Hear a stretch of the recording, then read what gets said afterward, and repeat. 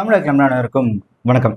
சூர்யா அவரோட கதையில பிரசாந்த் பாண்டியராஜன் அவரோட இயக்கத்துல சூரிய, ஐஸ்வர்யா லட்சுமி, சுவாசிகா மற்றும் பலர் நடித்த மாமன் இந்த திரைப்படம் எனக்கு வெளியா இருக்கு. இந்த திரைப்படத்தோட கதை, இந்த திரைப்படத்தோட டைட்டிலும், இந்த திரைப்படத்தோட ட்ரெய்லர் பார்க்கும்போது தெளிவா புரிஞ்சிருக்கும்.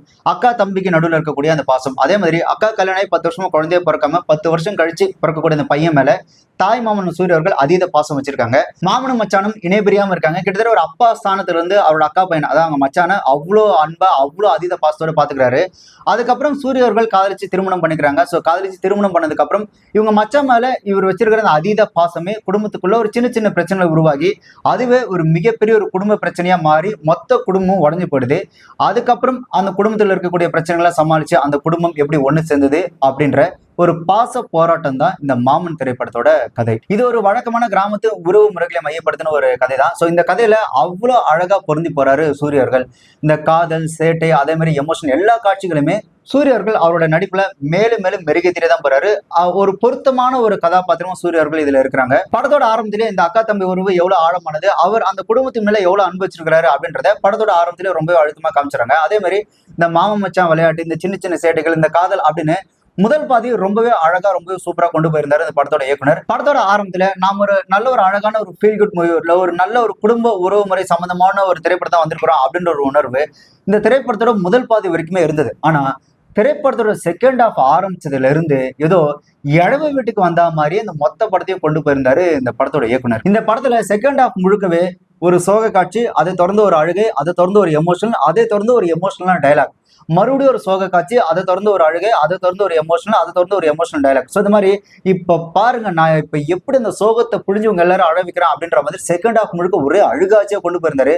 எந்த அளவுக்கு அப்படின்னு பாத்தீங்கன்னா, ஒரு ஆக்சிடென்ட் சீன் வருது, அதை ரொம்ப ஃபீல் பண்ணி எல்லாரும் ரொம்ப வருத்தப்பட்டு அழுதுட்டு இருக்கும்போது பாத்தீங்கன்னா அடுத்து கண்டினியூஸா ஒரு டெத் வந்துருது. திருப்பி அதுக்காக ஃபீல் பண்ணி அதுக்காக அந்த டைலாக்லாம் பேசி முடிச்ச உடனே திருப்பி இன்னொரு டெத் வந்துருது. இந்த மாதிரி ஏதோ இழவு வீட்டுக்கு வந்த ஒரு எஃபெக்ட் வந்து செகண்ட் ஹாஃப் முழுக்கவே கொடுத்திருந்தாரு. ஒரு சில காட்சிகள் பார்த்தீங்கன்னா ரொம்ப வலுக்கட்டாயமா திரிச்ச மாதிரி இருந்தது. அதாவது உங்களை நான் ரொம்ப சென்டிமெண்டா உங்களை அட்டாச் பண்ணி எப்படி சொல்றது, நெஞ்ச நிக்கிற அளவுக்கு ஒரு ஸ்கிரீன் பிளே எப்படி நான் பண்றேன் பாருங்க அப்படின்ற மாதிரி. செகண்ட் ஹாஃப்ல இந்த படம் போக போக என்ன ஆச்சு அப்படின்னு பாத்தீங்கன்னா, ஓவர் சென்டிமெண்ட் காட்சி, அதாவது திணிக்கப்பட்ட ஓவர் சென்டிமெண்ட் காட்சி நிறைய இருந்தது. அதை ஓவர் டேக் பண்ற மாதிரி பாத்தீங்கன்னா ஓவர் ஆக்டிங்கும் நிறைய கொடுக்க ஆரம்பிச்சிட்டாங்க. அதாவது ஃபர்ஸ்ட் ஹாஃப் வரைக்கும் ஒரு மாதிரி சட்டில்டா இருந்த ஆக்டிங் அப்படின்றது செகண்ட் ஹாஃப்ல இல்ல நீங்க இன்னும் உங்ககிட்ட எமோஷன் எதிர்பார்க்குற அப்படின்ற மாதிரி ஓவர் ஆக்டிங் பயங்கரமா இருக்க ஆரம்பிச்சு ஒரு கட்டத்துக்கு மேல ரொம்ப அநியாயத்துக்கு பண்றீங்க, ஆளை விடுங்கடா அப்படின்ற அளவுக்கு செகண்ட் ஹாஃபோட அந்த ஆக்டிங்கும் சரி, அந்த சென்டிமெண்டான அந்த காட்சிகளும் சரி ரொம்ப அதிகமா இருந்தது. இந்த படத்தோட செகண்ட் ஹாஃப்ல இருக்கக்கூடிய மிகப்பெரிய பிரச்சனை எது அப்படின்னு பாத்தீங்கன்னா, இவங்க ஆக்சுவலா கிழக்கச்சிமலை மாதிரி ஒரு அண்ணன் தங்கச்சி கதை மாதிரி இந்த திரைப்படத்தை வந்து ஒரு அக்கா தம்பி திரைப்படமா, ஒரு கிழக்கச்சிமலை மாதிரி ஒரு பாச போராட்ட திரைப்படமா கொடுக்க தான் இவங்க முயற்சி பண்ணிருக்காங்க. ஆக்சுவலா கிழக்கச்சிமலை திரைப்படம் பாத்தீங்கன்னா அதோட மைய கதை அப்படின்றது அண்ணனுக்கும் தங்கச்சிக்கும் இருக்கக்கூடிய அந்த பாச போராட்டம், அவங்களுக்கு இருக்கக்கூடிய அந்த அதீத அன்பு தான். அது அந்த கதை பார்த்தீங்கன்னா நேரா இருக்கும். அதுக்கு நடுவுல தான் இந்த சூழ்ச்சி, அதுக்கப்புறம் இருக்கக்கூடிய மத்த கதைகள்லாம் வரும். ஆனா இந்த திரைப்படத்தோட மிகப்பெரிய பிரச்சனை எது அப்படின்னு பாத்தீங்கன்னா, இந்த திரைப்படத்துல அக்கா தம்பி பாசமும் அக்கா பையன் மேல மாமா வச்சிருக்க ஒரு அதீத பாசம். சோ இதுதான் மைய கதை. இந்த மைய கதையை சுத்தி தான் மத்த கிளை கதைகள் வரணும். ஆனா படம் போக போக என்ன ஆச்சு, செகண்ட் ஹாஃப் மேல என்ன ஆச்சு அப்படின்னு பாத்தீங்கன்னா, அக்கா தம்பி பாசம் அது ஒரு பக்கம் இழுத்துட்டு போகுது, அதே மாதிரி மாமா மச்சான் சென்டிமெண்ட் அது ஒரு பக்கம் இழுத்துட்டு போகுது, அதுக்கப்புறம் புருஷன் முன்னாடி சென்டிமெண்ட் அது ஒரு பக்கம் இழுத்துட்டு போகுது, அதுக்கப்புறம் அப்பா பையன் சென்டிமெண்ட் அது ஒரு பக்கம் இழுத்துட்டு போகுது. இதெல்லாம் விட முக்கியமா நாங்க வந்துட்டு இந்த மெசேஜ் சொல்றோம், அந்த குடும்பங்கள்லாம் ஒன்னா சேர்ந்து வாழணுன்ற மெசேஜ் சொல்றதுக்காக ஒரு கேரக்டர் வைக்கிறோன்னு ஒரு தாத்தா பாட்டி கேரக்டர் மாதிரி ராஜ்கிரண் அவங்கள வந்துட்டு வச்சிருக்காங்க. ஆக்சுவலா அந்த ராஜ்கிரண் அவரோட கேரக்டர் அப்படின்னு பாத்தீங்கன்னா ரொம்ப வலுக்கட்டமா திணிச்ச மாதிரி இருந்தது. அவரோட கேரக்டர் எப்படி இருந்ததுன்னா, இன்று ஒரு தகவல் அப்படின்ற மாதிரி, இன்னைக்கு ஒரு மெசேஜ் சொல்றப்பா அப்படின்ற மாதிரி இந்த படத்துல அப்பப்போ வந்துட்டு ஒரு மெசேஜ் சொல்றதுக்காக அந்த ஒரு கதாபாத்திரம் வச்சாங்க. அது வந்து வலுக்கட்டமா திணிச்ச மாதிரி தான் இருந்து. இப்போ இந்த மைய கதையில இருந்து இந்த கிளை கதைகளுக்கு இந்த கதையை மொத்தமா அப்படியே பிரிஞ்சு பிரிஞ்சு போகும்போது என்ன ஆகுது அப்படின்னா, இந்த ஒட்டு மொத்தமான இந்த உறவு முறைகளை, அதாவது இந்த அக்கா தம்பி பாசம், மாமா மச்சான் பாசம், புருஷன் முன்னாடி பாசம், அப்பா பையன் பாசம், இந்த பக்கத்து வீட்டுல இந்த தாத்தா பாட்டி அவங்களுக்குள்ள இருக்கக்கூடிய அந்த அந்த ஒரு புருஷன் முன்னாடி பாணி, இது எல்லாத்தையுமே இவர் வந்து இந்த ஒரே திரைப்படத்துல சொல்லணும் அப்படின்னு முயற்சி செஞ்சிருக்கிறாரு. 2.5 மணி நேரத்துல இந்த எல்லா கதையும் மொத்தமா ஒரே திரைப்படத்தை சொல்லவே முடியாது. அப்படி சொல்ல வந்ததோட விளைவுதான் செகண்ட் ஹாஃப் மேல முழுக்க முழுக்க இந்த திணிக்கப்பட்ட அந்த சென்டிமெண்ட் எமோஷனல் காட்சிகள், திணிக்கப்பட்ட அந்த அழுகாட்சி காட்சிகள்லாம் முழுக்க முழுக்க செகண்ட் ஹாஃப்ல வந்ததுக்கு மிக முக்கிய காரணம் இந்த கிளை கதைகள் தான். அதே மாதிரி இந்த சென்டிமெண்ட் காட்சிகளே பாத்தீங்கன்னா ரொம்ப ஆர்டிபிஷியலான காட்சிகளா இருந்தது. முக்கியமா அந்த பையன் வந்துட்டு மாவனை மறக்க வைக்கிறதுக்கு அக்கா ஒண்ணு பண்ணுவாங்க. அதெல்லாம் பாத்தீங்கன்னா உண்மையா தம்பி மேல பாசுற யாரும் அந்த இடத்துல செய்ய மாட்டாங்க. அதெல்லாம் கொஞ்சம் ரொம்ப ஓவர் டோஸா இருந்து, அதே மாதிரி இந்த கிளைமேக்ஸ் கிளைமேக்ஸ்ல திடீர்னு அக்கா திருந்திடுறாங்க. அதெல்லாம் எதனால திருந்தினாங்க அப்படின்னே தெரியல. திடீர்னு அக்கா திருந்திடுறாங்க. அதே மாதிரி பாத்தீங்கன்னா அந்த சூர்யா அவர்களும் ஐஸ்வர்யா லட்சுமி அவர்களும் பேசுற அந்த காட்சி வந்து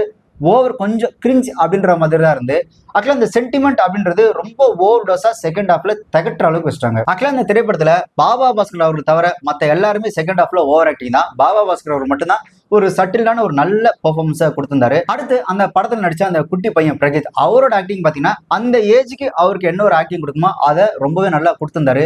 முக்கியமா இந்த கிளைமாக்ஸ் அந்த குழந்தைங்களை பார்த்தோன்னே ஹை அப்படின்னு சொல்லி ஒரு ஆச்சரியமா அந்த 2 குழந்தைங்களை பார்ப்பாரு. அந்த இடத்துல அவரோட பெர்ஃபார்மன்ஸ் ரொம்பவே நல்லா இருந்தது. குட்டி பையனா இருந்தாலும் ரொம்பவே நல்லா நடிச்சிருந்தாரு. அண்ட் எனக்கு பர்சனலா இந்த குட்டி பையனை பார்க்கும்போது எப்படி ஃபீல் ஆச்சு அப்படின்னா, விஜயகாந்த் சாரை ஒரு குட்டி குழந்தை அந்த ஒரு சின்ன குழந்தைய பார்த்தேன் அப்படின்னு கிட்டத்தட்ட அந்த ஒரு ஃபீல் இருந்து ஏன்னு தெரியல. இதோட பர்சனலா சொல்றதுதான். ஆக்சுவலா விஜயகாந்த் சார் சின்ன வயசுல பார்த்தா எப்படி இருக்குமோ கிட்டத்தட்ட அந்த மாதிரி அந்த பையன் ரொம்பவே கியூட்டா இருந்தாப்ல. அண்ட் என்னதான் இந்த திரைப்படத்துல சூர்யாவோட ஆக்டிங் நல்லா இருந்தாலும் இந்த திரைப்படத்துல சூரி சாரை இப்ப நாங்க எவ்வளவு மாசா காட்டுறோம் பாருங்க அப்படின்னு வலுக்கட்டாயமா திணிக்கப்பட்ட ஒரு ஸ்டண்ட் சீக்வன்ஸ் ஒரு சண்டை காட்சி ஒண்ணு இருக்கு. ஆக்சுவலா அந்த சண்டை காட்சி அதெல்லாம் எனக்கு தெரிஞ்சு சூரியர்களே வேணாம் அப்படின்னு நினைக்கிறேன். ஏன்னா கருடன்ல வந்த சண்டை காட்சி அப்படின்றது ஒரு எமோஷனல் கனெக்டா இருந்தது, கரெக்டா இருந்தது. பட் இதுல பாத்தீங்கன்னா நாங்க சூரிய சாரை வந்துட்டு மாசா காட்டுறோம், கொஞ்சம் ஸ்டைலா காட்டுறோம் அப்படின்ற மாதிரி இந்த பழைய படத்தெல்லாம் அந்த மாதிரி காட்டுவாங்க. கிட்டத்தட்ட அந்த மாதிரி காமிச்சிருந்தாங்க. இன்னொன்னு திடீர்னு எங்கேயோ வந்துட்டு சூர்யா அவர்கள் கிட்ட வந்து சிவகார்த்திகேயனோட அந்த அந்த வாடை அடிச்ச ஒரு ஃபீல் இருந்தது. அதெல்லாம் சூர்யா அவர்கள் தயவு செஞ்சு அவாய்ட் பண்ணலாம். அது ஏன்னா என்ன சொல்றதுன்னா அந்த ஸ்டண்ட் சீன்ல சூர்யா அவர்களை பார்க்கும்போது சூர்யா அவர்கள் கிட்ட இருந்த அந்த யதார்த்தம் வந்து மிஸ் ஆன ஒரு ஃபீல் அந்த ஸ்டண்ட் பார்க்கும்போது இருந்து. ஸோ இதெல்லாம் வந்துட்டு சூர்யா அவர்கள் தயவு செஞ்சு தவிர்க்கலாம். அது அவருடைய கெரியருக்கு ரொம்ப நல்லது. அடுத்து இந்த திரைப்படத்துல பாத்தீங்கன்னா அந்த பின்னணி இசை அந்த அளவுக்கு பெருசா சொல்லிக்கிற அளவுக்கு இல்ல. அதே மாதிரி திரைப்படத்துல பேக்ரவுண்ட் நிறைய சாங்ஸ் வருது. ஆனா அது எதுவுமே மனசுல நிக்கிற மாதிரி இல்ல. ஆனா சினிமாட்டோகிராஃபி ரொம்ப நல்லா இருந்தது. அந்த கிராமத்து வீட்டை காட்டின அழகு, அந்த வீட்டுக்குள்ள அந்த நிறைய ரூம்ஸ் எல்லாம் இருக்கு. ஸோ அதுக்கான அவங்க செட் பண்ண அந்த லைட்டிங் அதை கேப்சர் பண்ண விதம் எல்லாமே ரொம்பவே நல்லா இருந்தது.